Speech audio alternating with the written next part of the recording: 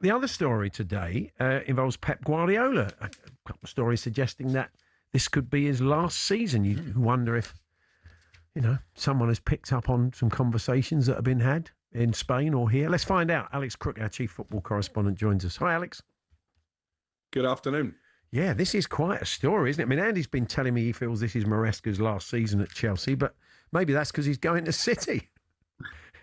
Well, it has been puzzling people in the hierarchy at Chelsea. These comments that Enzo Maresca made heading into or after the Everton game and then heading into Cardiff, when he said before that Everton game it had been the worst 48 hours of his management career. He didn't feel supported.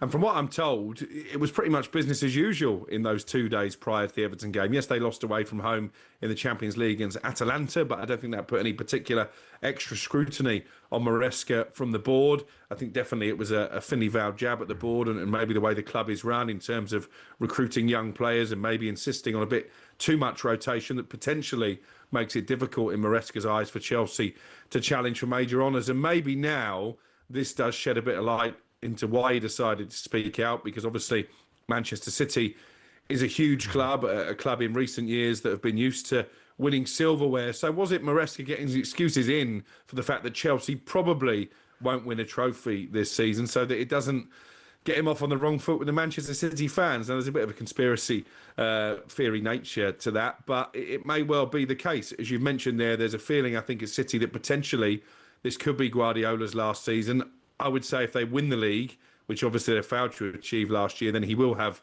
a big decision to make.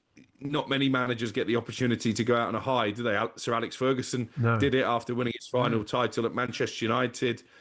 Then you go back to Arsene Wenger, who probably hung around at Arsenal for at least 3 years too long. And even the great Brian Clough went and left Nottingham Forest on the back of a relegation. So it's not often that a manager gets to go out on their own terms. So I think if City do win something of significance this year, and that would be the Premier League or the Champions League, then probably Pep would have a decision to make. There is a connection there with Maresca.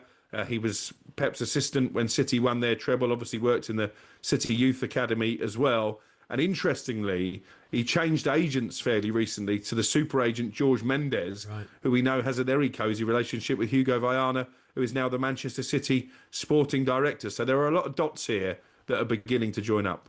Interesting. We'll keep an eye on that. Thank you, Alex. Thanks very much. Cheers, guys. Alex Crook, our chief football correspondent, getting us up to speed. You always felt when Pep did go, it would slightly blindside you a bit because he just knows. You kind of maybe just runs out of energy. He wants a different challenge. I don't know. You want to be the next cab off the rank, Paul, after Pep Guardiola at Man City. Not an easy gig. A tough one, but I mean, he's built a really good squad. I mean, he's got a contract beyond the end of this season. It's nothing to do with that. I'm sure he can stay as long as he likes, but safe pair of hands. I mean, the way he plays isn't very exciting, but he wins big games. Yeah. They win. They won't be short of candidates.